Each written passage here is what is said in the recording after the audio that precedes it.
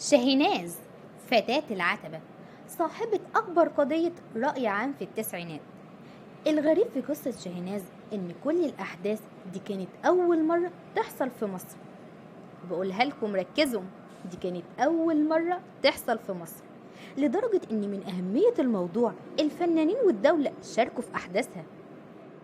يلا بينا نبتدي حكايتنا، بس الأول مش عايزاك تنسى تحط اللايك، ولو أول مرة تتابع قناة حكايات غادة ما تنساش الضغط على زر الاشتراك وتفعيل الجرس ليوصلك كل جديد.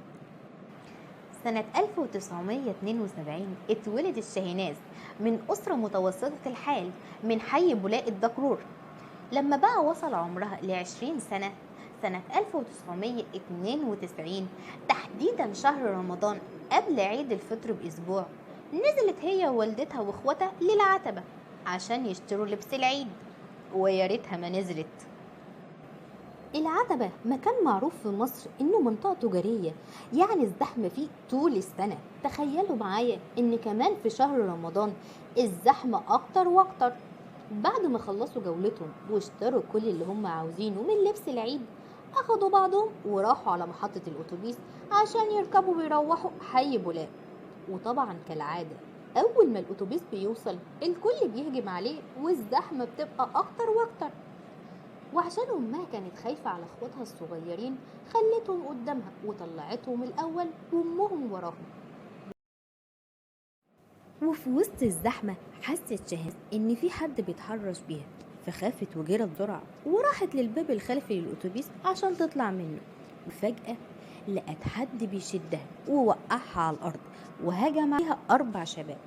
تخيلوا معاها شدوها في وسط الزحمة دي كلها، 2 منهم كتفوا ايديها والاتنين التانيين كتفوا رجليها، وفضلوا يضربوا فيها لحد ما فقدوها السيطرة ووقعوها على الأرض، وبدأوا يقطعوا ملابسها وبدأوا يتحرشوا بيها.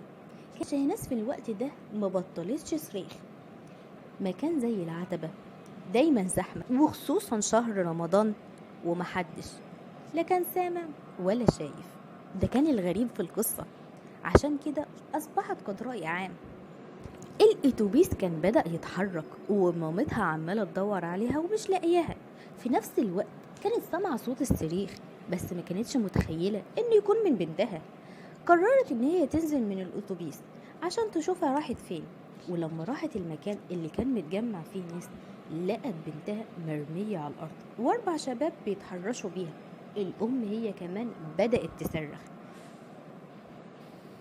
بس للأسف الناس كأنهم محطوطين على عيونهم وعلى ودانهم غمامة سودة، لا سامعين ولا شايفين. لحد ما ظهر أمين شرطة اسمه صلاح حلمي، كان متواجد هناك بالصدفة.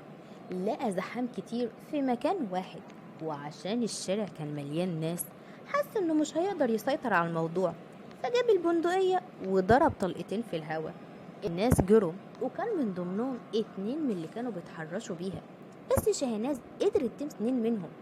فأمين الشرطة طلب من بعض الناس ان هم يتحفظوا بال2 دول لحد ما يروح يدور على ال2 التانيين اللي هربوا. بس برضه للأسف في وسط الزحمة معرفش يلحقهم تماما. فرجع لهم وأخدهم للقسم وعملوا محضر. بعدها بساعة الموضوع انتشر في الصحافة وتحول بنفس اللحظة لموضوع رأي عام، لأن مفيش حادثة حصلت قبل كده بنفس الشكل، إن فتاة يتم اغتصابها في ميدان العتبة وفي وسط الزحمة دي كلها. الحكومة نشرت مبلغ كبير لأي حد يساعد في القبض على ال2 اللي كانوا هربوا، وحولوا شاهناز للطب الشرعي. وبدأت القضية كانت مهمة جدا، عشان كده الصحف والتلفزيون كانوا بيتابعوها أول بأول. في نفس الوقت شاهناز ابتعدت تماما عن الناس، قعدت من شغلها وقعدت في البيت وما كانتش بتنزل خالص، لأن تقريبا بعد الحادثة صورها انتشرت في كل مكان والناس كانوا عرفوها، فكانت خايفة من مواجهة الناس ليها في المجتمع.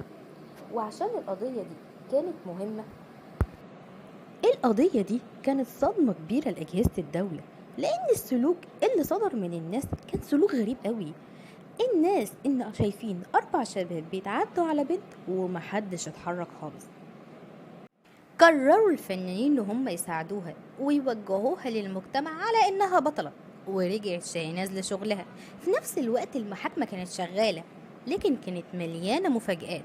شاهناز ما قدرتش تتعرف على الاتنين اللي كانوا ماسكين ايديها بالرغم من قرب المسافة، وقدرت بس تتعرف على الاتنين اللي كانوا ماسكين رجليها بالرغم من بعد المسافة. أحداث القضية كلها كان من أولها غريب، زي ما برضو التحقيق في الأحداث كان برضو غريبة. كان محير جدا لجهات المسؤولة إنها إزاي قدرت تتعرف على الاتنين القريب اللي بعاد وما قدرتش تتعرف على الاتنين الغراب. وأياميها طبعا لا كان في كاميرات ولا في تكنولوجيا، حتى شهود. الشهود ما قدروش حتى يوصفوا شكل الجناه. الشخص الأول اللي اتمسك كان اسمه جمال. المفاجأة أثناء ترحيله للنيابة وضح وقال لكل الناس إن كان عنده إعاقة في رجله، وأثناء الزحام وقع من الأتوبيس ووقع جنب شاهناز على الأرض، وإنه اتأكد إنه ملوش خالص علاقة بالموضوع اللي هو متهم فيه. أما المتهم التاني كان برضه اسمه جمال، وفوقه وقال قدام النيابة إن أمين الشرطة وبعض الناس مسكوه واتهموه بأنه كان بيتحرش بالفتاة. لذلك أصبحت القضية رأي عام وأثارت الجدل. كمان عشان هي ما قدرتش توصف الاتنين اللي كانوا ماسكين ايديها، فكانت القضية محيرة جدا للجنة ومحيرة جدا للمحكمة.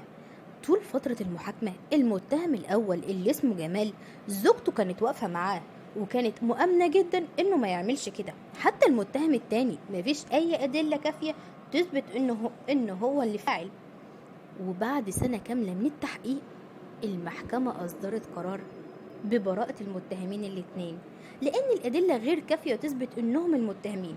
وأصدرت المحكمة قرار بضرورة القبض على الأربعة الجناه الحقيقيين. بس للأسف لحد يومنا هذا محدش عارف مين الجناه اللي قاموا بتحرش من فتاة العتبة. مع السلامة.